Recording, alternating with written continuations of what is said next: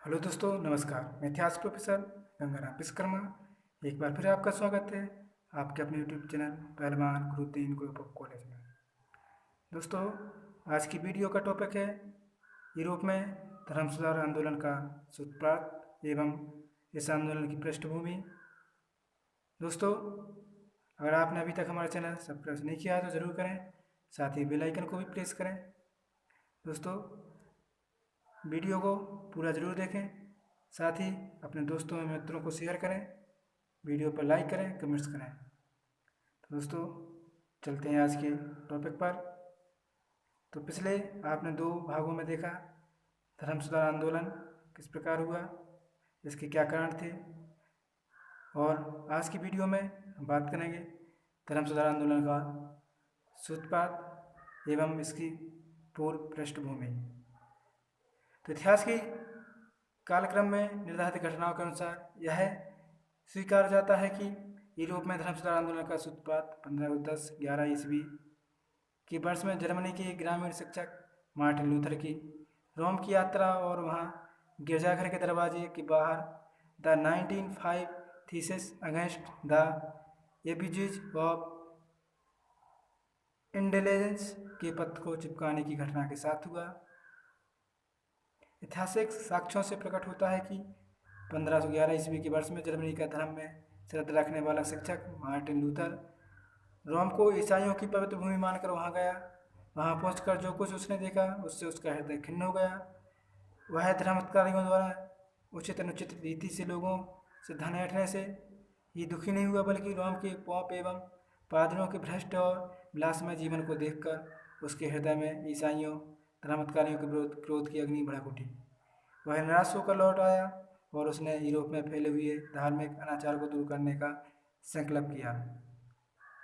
Europe में धर्म सुधार आंदोलन की पूर्व पृष्ठभूमि कैसी थी? मार्टिन लूथर ने यूरोप में धर्म सुधार का संक्रांत 16वीं शताब्दी की पहली 25वीं में किया था, लेकिन इससे पहले ही यूरोप में कई विचारकों एवं धार्मिक चिंतन मनन करने वाले समूहों संगठनों ने धर्म सुधार की आवाज़ बुलंद करना प्रारंभ कर दिया। यह शुरुआत 13वीं शताब्दी में ही हो चुकी थी। 13वीं शताब्दी में दक्षिण फ्रांस में आल्बिगेनस नाम के एक धार्मिक मंच के लोगों ने धर्माधिकारियों द्वारा उत्पन्न जो किए जाने वाले धार्मिक संस्कारों को नकारा एवं पादरियों के सांसारिक जीवन व्यतीत करने के तौर तरीकों की आलोचना करना प्रारंभ किया। इस पर धर्माधिकारी रुष्ट हुए एवं उन्होंने आल्बिगेनस संगठन के लोगों का दमन करके उनकी आवाज़ को शांत किया। इसके पश्चात अल्पाइन की घाटी में रहने वाले बाल्डेनेसिस नाम के समुदाय ने धर्म के शुद्ध स्वरूप को लोगों के सामने लाने का प्रयास किया। इस बाल्डेनेसिस नामक समुदाय के लोगों ने बाइबल को अपनी मातृभाषा में अनुवाद किया और कई धर्म ग्रंथों का अध्ययन करके लोगों के सामने धर्म के सच्चे स्वरूप को उद्घाटित करने का प्रयास किया। बाल्डेनेसिस समुदाय के लोग उच्च नैतिक चरित्र एवं सादे जीवन को ही धर्म स्वीकार करते थे। डॉक्टर BS भार्गव ने लिखा है कि बाल्डेनेसिस समुदाय के लोगों ने पोप एवं पादरी वर्ग के विलासी जीवन, मृतक की प्रार्थना, पुजारियों की पूजा, नरक में विश्वास आदि बातों की आलोचना करना प्रारंभ किया। इस पर पोप ने बाल्डेनेसिस समुदाय से संबंधित लोगों को धर्म बहिष्कृत कर दिया, किंतु इसका बाल्डेनेसिस समुदाय की विचारधारा पर कोई प्रभाव नहीं पड़ा, बल्कि पोप के आदेशों की अवहेलना करके भी अपनी धारणा और मान्यताओं पर अड़िग रहे। इस समुदाय के ऐसे आचरण का चिंतनशील लोगों पर काफ़ी प्रभाव पड़ा और वे यूरोप में व्यापक धार्मिक आडंबर और पोप पादरियों के आचरण की आलोचना करने लगे। तो इस प्रकार एक जॉन वाइक्लिफ एवं धर्म सुधार आंदोलन हुआ। वैयक्तिक विचार के रूप में मार्टिन लूथर से बहुत पहले यूरोप के चर्च एवं धर्माधिकारियों की आलोचना शुरू करने वाला पहला व्यक्ति जॉन वाइक्लिफ था। वह इंग्लैंड के ऑक्सफोर्ड विश्वविद्यालय में प्राध्यापक था और एक शिक्षित विद्वान विचारक था। जॉन वाइक्लिफ ने 1320 से 1384 ईस्वी के काल में धर्म में पोप की सर्वोच्च सत्ता और धर्माधिकारियों के विलासी जीवन की आलोचना की।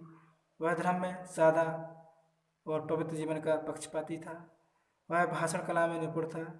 उसने अपने विचारों से इंग्लैंड के शिक्षित वर्ग को प्रभावित किया। बाइबल का अनुवाद लैटिन से अंग्रेजी में किया। उसने धर्माधिकारियों से आग्रह किया कि वे अपनी जागीरें शासकों को लौटाएं और तपस्वी जीवन व्यतीत करें। इसके बाद जॉन हस आता है, जो बाइक्लिफ की रचना है जेरोम नामक व्यक्ति द्वारा इंग्लैंड से प्राग पहुंची। यहाँ का एक निवासी जॉन हस 1369 से 1415 इन रचनाओं से बहुत प्रभावित हुआ। उसने राष्ट्रवाद का समर्थन किया एवं धर्माधिकारियों के विलासी जीवन और क्षमा पात्रों की बिक्री की आलोचना की। भाषण कला में वह प्रवीण था। शीघ्र ही उसके विचारों के अनुयायियों की संख्या बढ़ गई। पोप ने उसका धर्म बहिष्कार कर दिया। उसे प्राग छोड़ना पड़ा। विरोधियों ने एक षड्यंत्र किया। कांस्टेंस नगर में धार्मिक मतभेदों को वार्तालाप द्वारा दूर करने के लिए उसे अभयदान देकर आमंत्रित किया, लेकिन वह पहुंचते ही उसे बंदी बना लिया गया। नास्तिकता का आरोप लगाकर उसे 1415 ईस्वी में जीवित जला दिया गया, किंतु उसके बलिदान के बाद भी उसके विचार जीवित रहे। इसके बाद एक व्यक्ति और आता है, सोवोनारोला, जो 1452 से 1458 ईस्वी तक रहता है।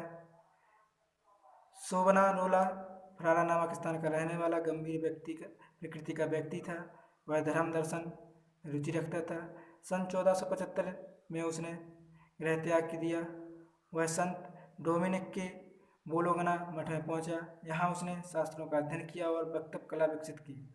1490 ईस्वी में वह पादरी बन गया। धर्म के प्रचलित दोषों को वह दूर करने का पक्षपाती था। पोप के विलासी जीवन की भी उसने आलोचना की।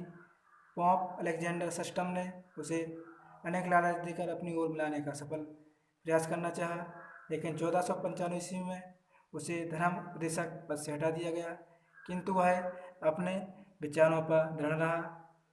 उसने धर्माधिकारियों की त्रुटिपूर्ण नीतियों की आलोचना जारी रखी।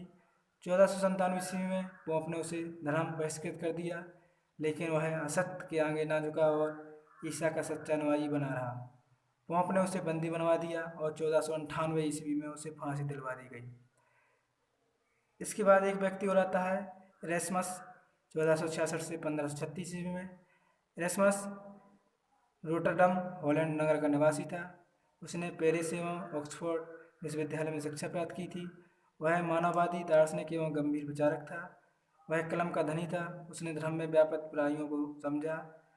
वह नए धर्म की स्थापना अथवा चर्च में परिवर्तन की अपेक्षा सुधार का पक्षपाती था।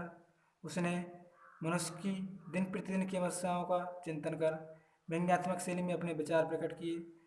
1503 ईस्वी में उसकी एक रचना आई, पॉकेट डैंगर, प्रकाशित हुई। उसने व्यक्ति को सीधे परमात्मा के प्रति उत्तरदायी बताया और चर्च की मध्यस्थता अनावश्यक समझाई। अपनी दूसरी पुस्तक मुक्तता की प्रशंसा में उसने पादरियों के दैनिक जीवन पर व्यंग्यात्मक टिप्पणियाँ की। उसने तीर्थ यात्रा को एक महत्वहीन कार्य एवं अंधविश्वास बताया। पोप वेटिकन की तीर्थ यात्रा का यह आलोचक था। इरेस्मस के विचारों से वेटिकन की प्रतिष्ठा को धक्का लगा। इरेस्मस का सबसे महत्वपूर्ण कार्य न्यू टेस्टामेंट का प्रकाशन था। इसने जन साधारण में बाइबल के सच्चे स्वरूप को प्रकट किया। ईसा के उपदेश और तत्कालीन व्यवहारिक धर्म के मध्य की खाई समाज में स्पष्ट हो गई। इन विभिन्न समाज सुधारकों के प्रयासों ने यूरोपीय समाज में एक नया वातावरण निर्मित किया। फिर जब 16वीं शताब्दी में जर्मनी के मार्टिन लूथर ने धर्म के एक सुधरे स्वरूप को प्रस्तुत किया तो उसे अनुयायियों की कमी नहीं रही। तो दोस्तों, आपने इस वीडियो में देखा